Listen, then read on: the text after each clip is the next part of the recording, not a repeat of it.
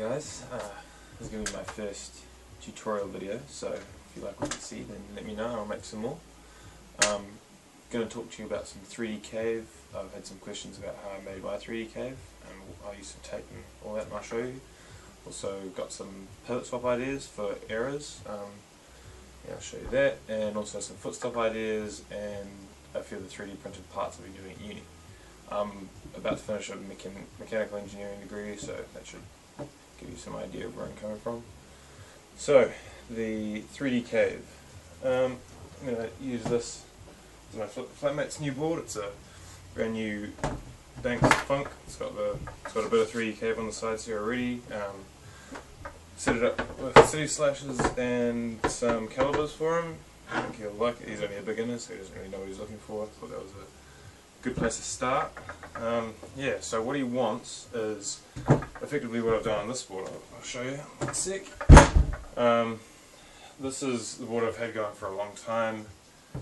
This is a board I made at home. It's got some Baltic birch, a lot of good burn. It's got some carbon, some fiberglass. It's got a bit of a graphic on the bottom I did there and a stencil. Bill Murray here. It's got some nice wheel wells. Got my Aeras on there. I'll show you the trick with them later. D-wedge in the back 3 degrees, flat on the front, nice little split. Yeah, so what he wants on his deck is this feature here, which is basically just a drop line. Ages ago I was riding a Nemesis and I swapped to a Madrid Mikado, and I've never got used to riding just a pure top mount. I always need a foot stop and I always need something on the back to keep me on. Yeah, so he wants this drop and this W that I've got in here. I didn't actually do this using the method that I'm going to show you now, but it's pretty much the same. A board I did do this method on was this one, which a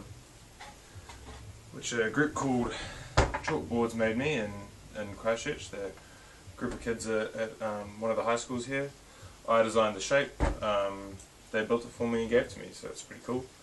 On this deck I've got a little lump just here, which is basically a little wedge. Arpi showed me how to do that first, so credit to him.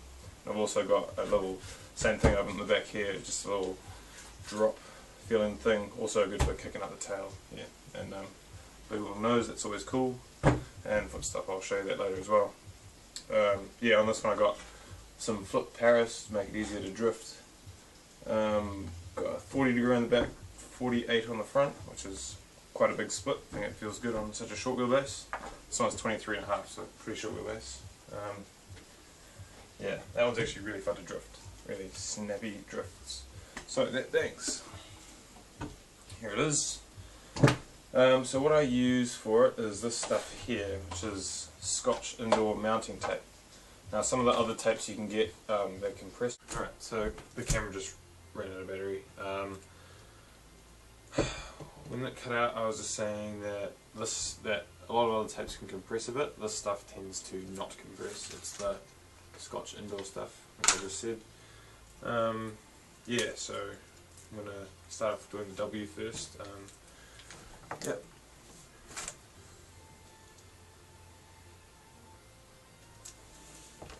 Probably helps to draw it on if you can, but can't really be bothered. It's nice to stop the W a bit before where your stance is going to be for your stand-up sides, because no one really likes having W in the back. Well, I don't like having W in the back stand-up side. Again, keep it a bit wider at the front and narrow it down at the back, so you get a little bit of your front arch on that W, and you get that nice flat in the front for putting your heel on when you're pushing. You don't want to be on a big flat spike when you're pushing.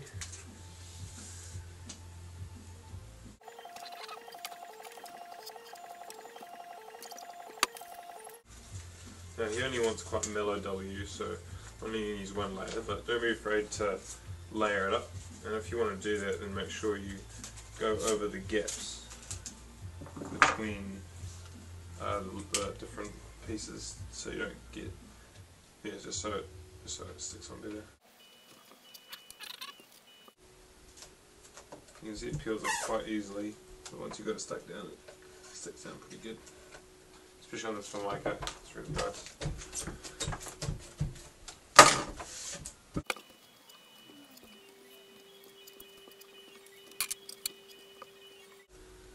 Now you can see there, I've got a couple little gaps in there where I haven't really got any material, so if you want to get picky about it, you can make little strips. And this stuff's really easy to cut, so you can just make some strips, chuck them in there. And again, really don't worry about making it too pretty, because once it's under your grip tape you're not going to see any of this detail. You're just going to feel the general shape.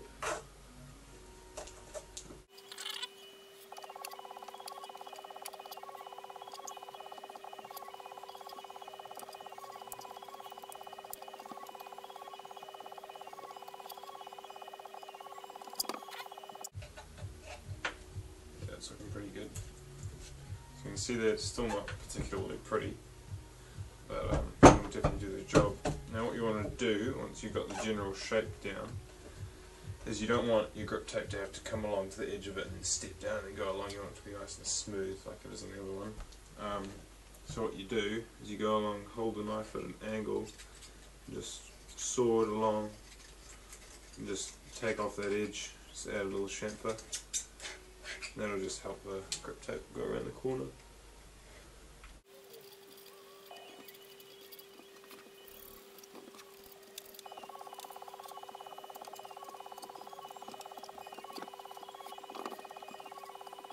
Alright, so that's what it ended up looking like. So it looks a bit better now actually, I think, but yeah, so kept it away from the back end, so it's got a nice natural feeling foot placement for doing stand-up slides. The other thing he wants is that drop that I talked about before, so I'm just going to add that right at the back here so he can have his foot over the back truck, push things out and stuff. Also it's going to be nice having it back here for kicking up the deck like I said, for this little one. So yeah, I'll probably fast forward through this book, it's pretty boring, it's self-explanatory. When you're putting on the edge right here, probably want to give it maybe 4 or 5 mil like relief around the edge, so just keep it away from the edge, so the grip tape can come down again off the foam, sorry, and just stick back down to the deck again. Also keeps it looking pretty smooth. Yeah, so you can see that, just a bit of relief.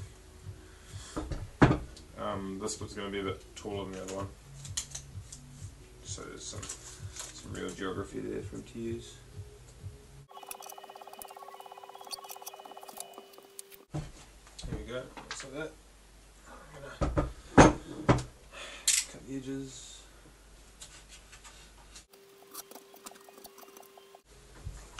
This Formica finish is really good for doing this, because if I was doing this on a wood deck it would probably be quite scratched by now, but this stuff doesn't show any sign of wear or anything.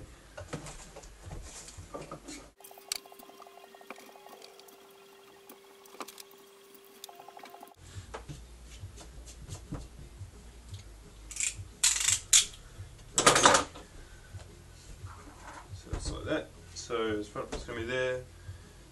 Toe can be on this side here, the toe sides, or on the rail I guess. You can also add a wedge there if he wants to later. So his foot's going to be this way. You can use that for a bit of geography in the back there. I'd definitely use that if this was my deck. Yeah, so now I'm going to show you a trick with some Aeras, which I have already videoed, because the video ran out of battery, but I'll do it again. So what it is Aeras come with this stuff for pivots, which is braided tubing. It's quite a hard plastic, and it's great when it comes new, but after a while it tends to wear away, and because it's so hard it doesn't really spring back and fill that gap that it's left, so you end up with a pretty sloppy pivot. I've had the same pivot in there for quite a long time, and I just pulled it out then, and it's really pretty screwed up. So what I've found, that's the one I pulled out of the front pivot actually, it's really screwed up. they had about maybe 1/4 of a mil of play in it, which is too much for me. So what I found was this, which is automotive fuel hose, and it's really soft. So that makes it's good and bad in that it's good because it'll stay tight for longer, I think, but it makes it really hard to push into the pivot because it's a little bit bigger, and when you start to push it in, it gets fatter because you're pushing against a soft material and it just fills out. So I'll cut to some footage now of me looking pretty silly trying to push it in, but once you do, then you can just cut off the excess and you end up with a really nice pivot. Yeah, so that's that. Now, show you some Footstops. So on this deck here, I'll show you before, it has a little pivot there that I made from some hex stock I found in a drawer at uni. It's brass, it's nice, so eventually it'll corrode and maybe go green if I'm lucky. There's another one, probably going to give that to the flatmate. Now, the other thing you can do is go to Mitre 10 and go and look in the cabinet section, whatever it is, and you find these little tiny doorknobs, or not doorknobs, so just handles, and they can make really nice Footstops, I think. This one especially I think would look good. They use, I think it's Imperial, but a 4mm hole will do fine to put that wherever you want it. Then I've got these ones that I started making at uni in the 3D printer. This one's painted black. It's a fresh one. Yeah, so those just go on the deck like this, like that. So yeah, front foot goes against that. What else? What else do I have? I printed out this. That's a base plate that I designed. Hopefully getting made soon. That's a core. That was I should put that on Facebook actually, so some of you have probably seen that. It's a model of the core in a rad wheel, which I want to try. Yeah, so hope you enjoyed what you've seen. If you liked it, let me know and I'll make some more. Definitely leave questions. People tend to ask me more questions because I'm pretty nuts about skating and I have an engineering degree to back me up, so I tend to think about this stuff in a different way to most people. So yeah, leave questions and let me know if you like it. Cheers.